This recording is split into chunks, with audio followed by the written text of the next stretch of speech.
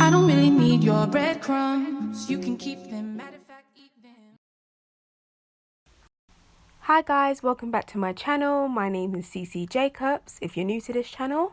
Before you get into this video, subscribe, click the bell, give this video a thumbs up, share the video, and also follow my Instagram at IamCCJacobs, where it will have a lot of the content that I will be editing on this channel. Don't forget to leave a comment. So also check out the 2 videos that I've already uploaded on this channel, and yeah, so let's get into this video.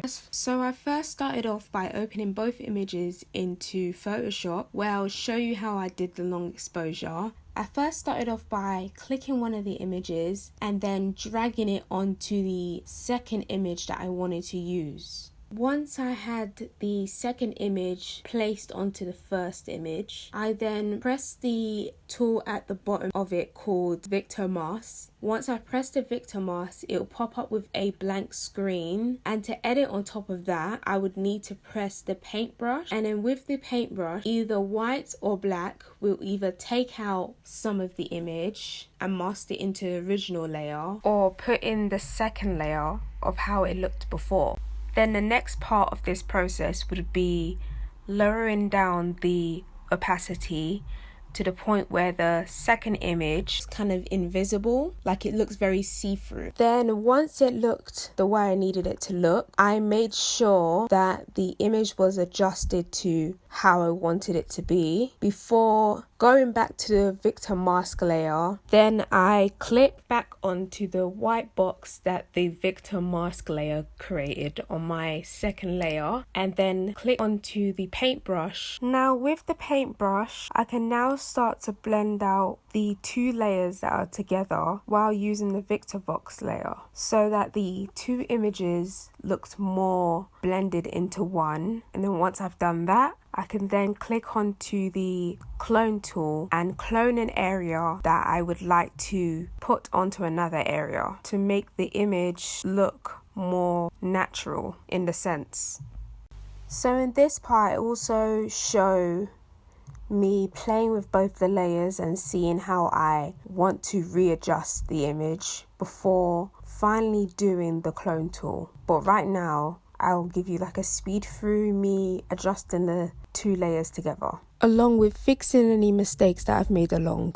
To make sure that the paintbrush works with the Vector Mask tool, you need to remember to click back onto the white box so the paintbrush works with the white box. Now that I've got everything to what I want it to be, I click onto the clone tool, where I will pre-select an area that I want to use onto an area I want to fix. So here is the final piece of how it looks all together, creating the long exposure image. I can also give you a second example, which is just going to be speeded through so you can see how it would look in the same tools and the same instructions used on a second image.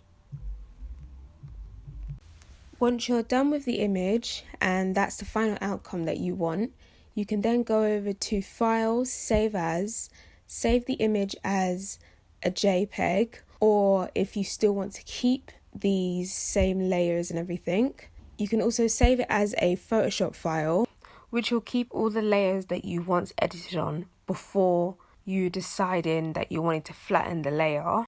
So now that I've given you 2 versions of how I created a long exposure image in Photoshop with either 2 images mounted together or 3 images mounted together, to show different processes of how you can use the same step-by-steps to create one. Don't forget to subscribe, click the bell, give this video a thumbs up, leave a comment down below. Don't forget to share this video, and also follow my Instagram at IamCCJacobs, and also check out the videos that are already up. There's 2 videos before this that you can actually see, with one is a retouching videos and one is adding a filter effect to your image. So I hope you enjoyed this video, and I'll see you in my next one.